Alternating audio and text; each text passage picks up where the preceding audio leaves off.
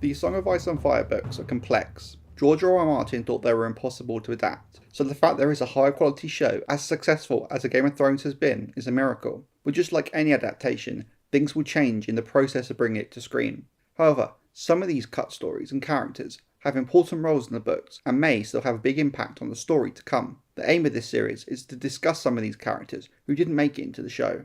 Val is a beautiful young wildling woman with honey blonde hair that reaches her waist, which she often wears in a braid over her shoulder. She has high, sharp cheekbones and eyes that seem pale grey or blue. Val sometimes wears white woolen breeches tucked into high boots of white leather, with a bearskin cloak and a white tunic. She wields a bone knife and is seen as graceful, resourceful, brave and capable. Val is a wildling girl introduced during a storm of swords after Jon Snow is captured and taken to Mance Rayder, the king beyond the wall. Book and show Mance have some big differences. In the book, he has a wife, Dalla, who is heavily pregnant. Show Mance didn't. Val is Dalla's younger sister. This all happens when Jon pretends to be a towncloak and sent with Ygritte to scour the wall along with Jarl and other wildlings. Jarl is a man Val has stolen and is seen as her plaything in a similar fashion to the idea Jon stole Ygritte. After Jon escapes and after the battle for the wall, he returns to Mance in order to negotiate, much like in the show. Jon thinks to himself how beautiful she looks, with her sharp cheekbones and honey-coloured hair. Jon noting Val's beauty is a common occurrence. It happens a shockingly high number of times. Men far and wide seem to think much like Jon does.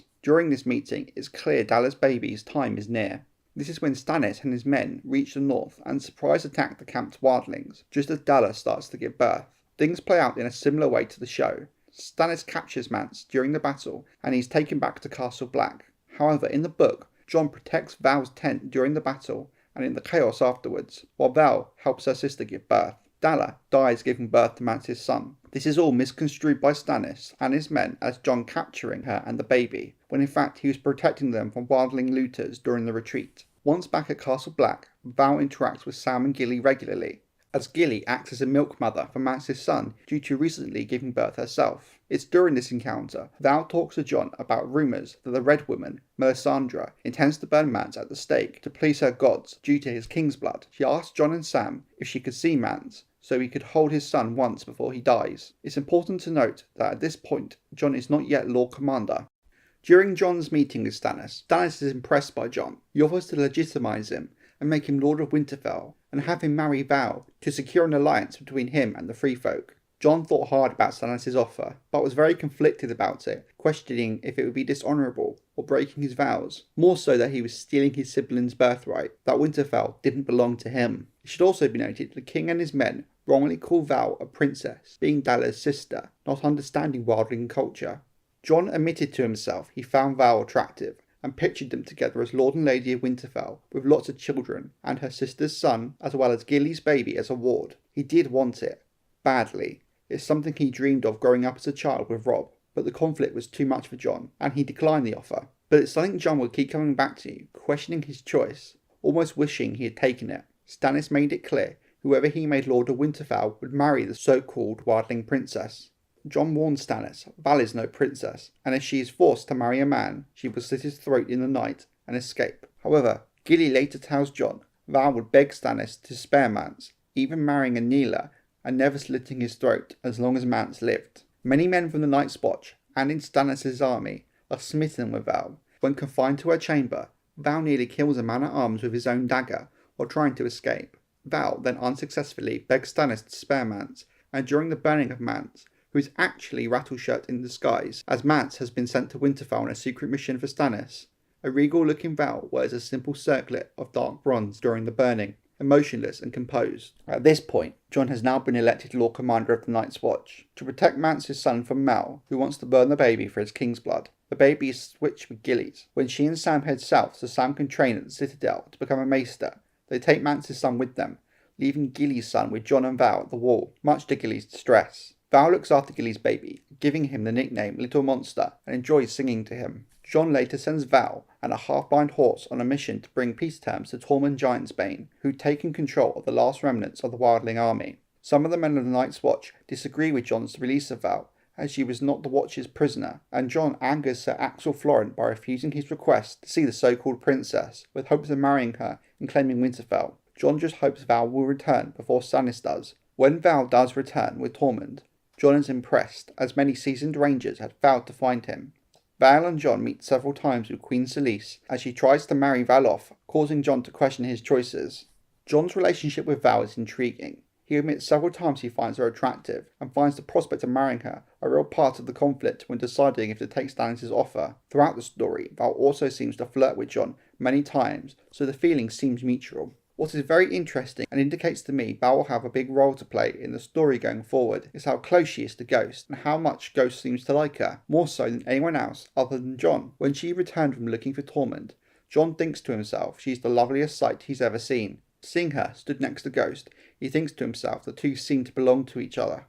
Val is a very strong and interesting character, with lots of potential going forward. So the question is, if she's going to be as important as I think she is, why is she not part of the show? Much like many reasons why things don't make it into the show, especially in later seasons, is it comes down to time and not having enough of it to introduce her or do her justice. But that doesn't mean she's no one. I think it's highly probable, similar to other cases, her role in the story has been taken up by other characters. I think this character is Melisandre. There's a lot of speculation, but there's a lot more to Val than meets the eye. Some of this speculation presents the idea she's an old god healer, so sort of the opposite of Melisandre, so ice and fire, opposites of each other. The theory goes that in the book, Melisandre is too far away at the time of Jon's stabbing to be able to resurrect him, that in the book, Val will be the one, or at least have a role in bringing Jon back. This also ties into the theory that in the book, at the moment of his death, Jon walks into Ghost, that whatever the method of Jon's resurrection, his consciousness is safe and intact,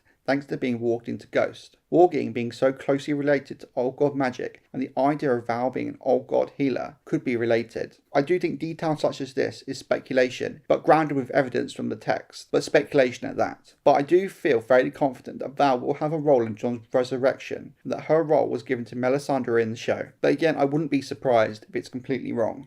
Another intriguing theory is the idea that Jon and Val are already married in the eyes of the Wildlings. When Jon protected Val from the Wildling retreat, it could be seen as him stealing Val and Dalla's baby. This also links back to the idea Stannis and his men thinking Jon captured her, but I do think this line of thinking is dubious and flimsy at best. If there is a more solid case to make, I point to the idea of Jon releasing Val and sending her on a mission to fight Tormund, being tantamount to him stealing her. The other members of the Watch's arguments against Jon doing this is that Val is not the Watch's prisoner to release, but that of King Stannis. Therefore, you can make a case Jon stole Stannis' prisoner, therefore he stole Val. There's definitely some evidence within the text that supports this. For example, as Jon sends Val off on her mission to find Tormund after freeing her from the king's men, she kisses him lightly on the cheek, thanks him for the half-blind horse and food, and more importantly, the free air and hope. This suggests Val sees Jon's actions as freeing her, or maybe, from a Wildling view, stealing her from Stannis. The idea of their flirty relationship and her questioning him regarding the death of Jarl and Jon's role in it could be her contemplating the idea she has now been stolen by Jon. This is only scratching the surface of the theory. I can't go into too much detail with all the evidence in this video, or it would go on for too long. I'll do a proper Val speculation and theory video in the future, in the build up to Winds of Winter, whenever Winds does actually come out. I am fairly confident that's going to be sometime this year, but it wouldn't surprise me if it doesn't. But if Val and the Wildlings do think Jon has stolen Val, it's very clear Jon does not see it. Well, not yet. Maybe he will, and I think part of him would want to.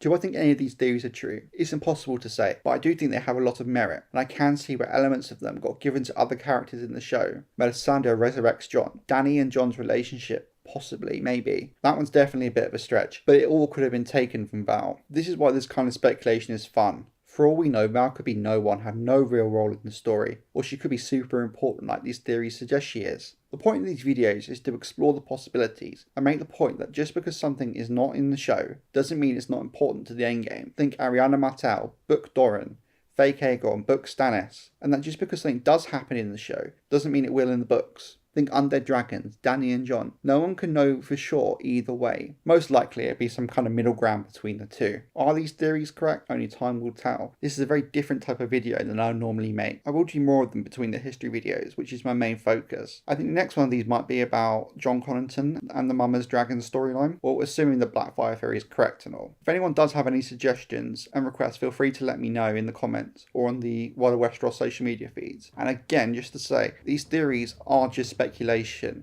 I do have to admit some of it is stretching the evidence in the text. Like I said in the video, it's just a bit of fun. And who knows, maybe some of it will actually pan out, or I wouldn't be surprised either way.